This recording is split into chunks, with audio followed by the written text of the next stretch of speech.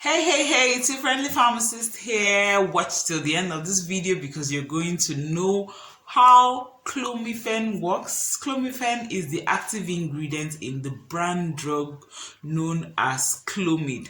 So today you're going to know how it works, who shouldn't take it, side effects of the drug, and the best time to take your Clomifene, your Clomid.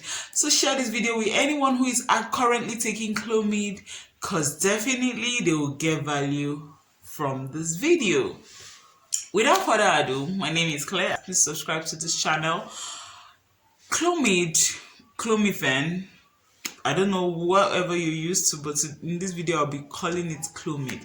Clomid is basically used to treat ovulatory failure.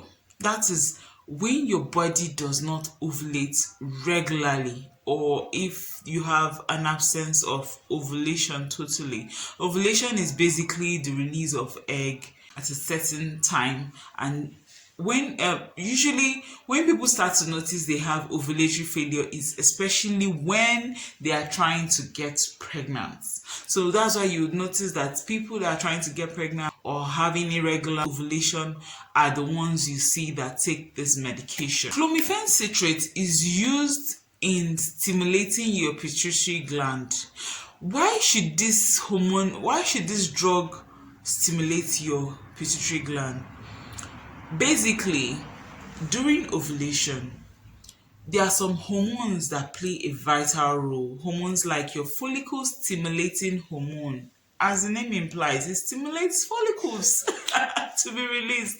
And you also have your luteinizing hormone. So in order for you to ovulate, these hormones have to be released.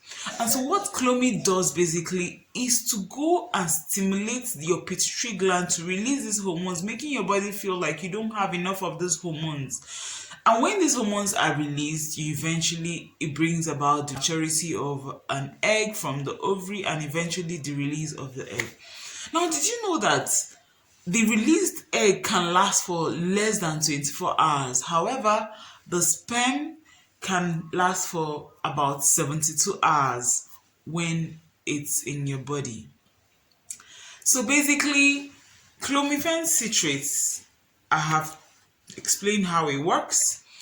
And if you have liver disease, abnormal vaginal bleeding, as in it's not bleeding from the vagina that is not due to your period, obviously it's just abnormal, it doesn't follow the usual pattern of your menstruation.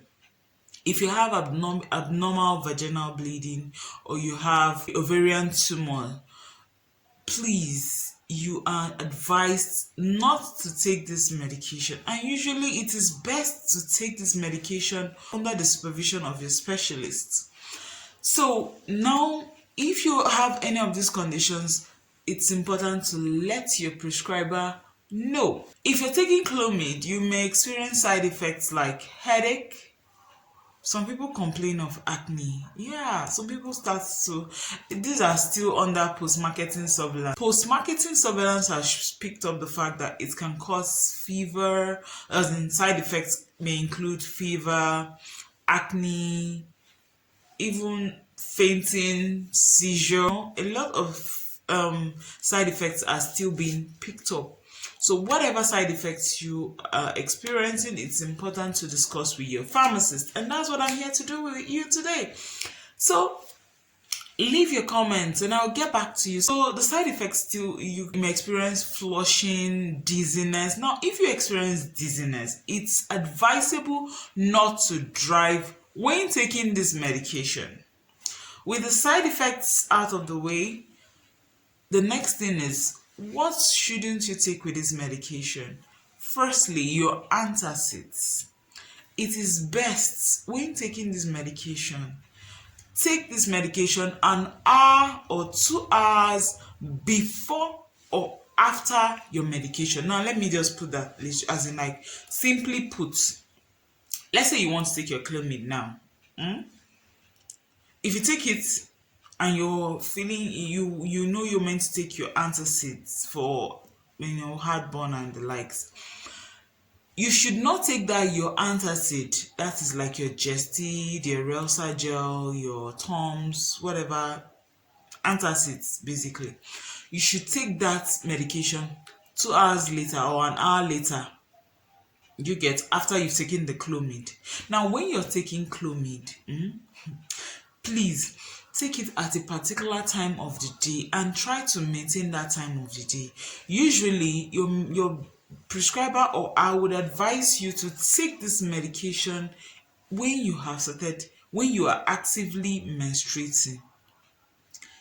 Do you understand? Like, you start seeing your period, this is the first day. By the second, third, or fourth day, depending on how long your menstruation lasts, that is when you should start taking this medication. And usually it is taken for 5 days. It can be taken at 50 milligram and it can be taken at 100 milligram. After taking this medication for 5 days, you are expected to ovulate if you don't have other complications or other causes of infertility. You're expected to ovulate within 5 to 10 days. Now you're wondering, how do you know you're ovulating? There are different signs and symptoms of ovulation. Some people experience increased libido. Some people start to have smelling disturbances, like they have heightened smell. Some people may experience breast tenderness. But whatever you are used to, you may start experiencing that.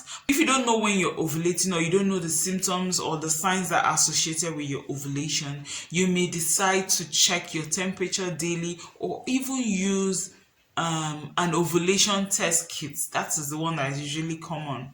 So when you use this ovulation test kit, it will let you know when you're ovulating and the best time to meet your partner. Remember, I said that the matured egg release can last for less than 24 hours. So you see, pregnancy is a miracle. Like, if you're having kids without, without issues, you really should be grateful, because even for two people that don't have issues meeting regularly, it may even take a little while before you get pregnant. But I keep wondering, all these teenagers that just have sex for the first time and they just get pregnant, like, seriously.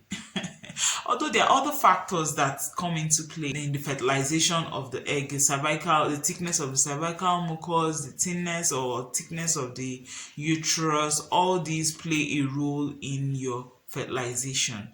So in this video, you have learned how Clomid works. You have learned about the drug interactions. You have learned about the side effects of this medication and the best time to take this medication. So my job is done here. And if you have gotten value from this video, don't forget to smash the like button and subscribe to this channel, because definitely you have more coming your way. And if you're on any medication and you want your friendly pharmacist to tell you more about that medication, let me know in the comment section, or you send me an email and I will definitely get back to you. Thank you so much for watching, and until next time, stay healthy and stay blessed. Bye.